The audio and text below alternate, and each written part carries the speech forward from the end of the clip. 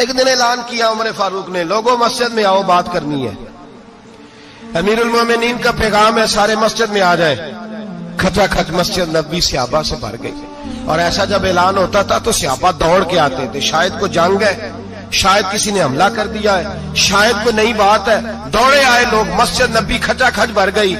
سیدنا فاروق اعظم رضی اللہ تعالیٰ عنہ منبر پہ بیٹھے، حضرت عبد الرحمن ابن عوف رضی اللہ تعالیٰ عنہ فرماتے ہیں کہ صحابہ تجسس کے دیکھ رہے ہیں کہ پتہ نہیں کسی طرف سے پیغام نہیں آ گیا، کوئی کافر حملہ نہیں کرنے لگا، اللہ جانے کیا ہوا ہے، بڑی پریشانی ہے۔ عمر بیٹھے، اللہ کی حمد کی،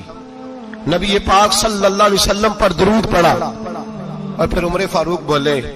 فرمانے لگے میں جب مکے میں رہتا تھا نا تو کبھی گھر میں قحط آ جاتا تھا، کبھی قحط آتا تھا گھر میں، بکریوں کے دودھ خشک ہو جاتے تھے، گندم نہیں ملتی تھی، پانی نہیں ہوتا تھا، تو فرمایا میری اماں مجھے خالہ کے گھر بھیج دیتی تھی۔ قبیلہ بنو مخزوم، اس قبیلے میں میری خالہ کی شادی ہوئی تھی تو وہ مالدار لوگ تھے، ان کے پاس زیادہ بکریاں، زیادہ اونٹ، زیادہ گائیں، زیادہ کھیت تھے۔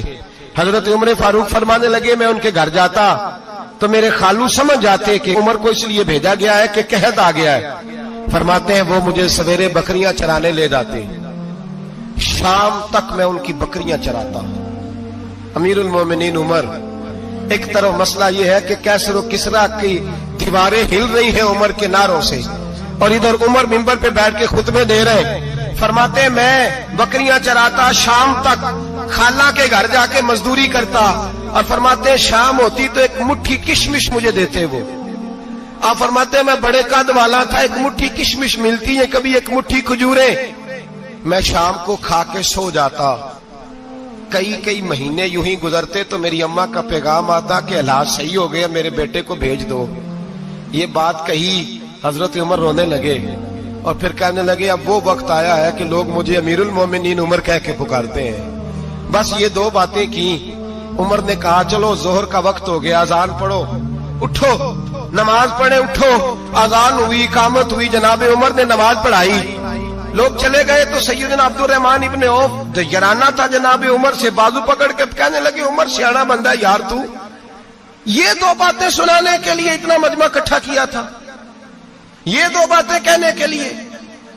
کہ میں خالہ کے گھر جا کے مزدوری کرتا تھا تو ایک مٹھی کشمش ملتی تھی، ایک مٹھی کھجوریں، یہ کہنے کے لیے کہ میں بکریاں چرایا کرتا تھا۔ تو حضرت عمر فاروق رضی اللہ تعالیٰ عنہ پھر روئے، پھر آنکھوں میں آنسو آئے، کہنے لگے عبد الرحمن آج نا مصر شام سے کچھ لوگ آئے تھے اور وہ بتا رہے تھے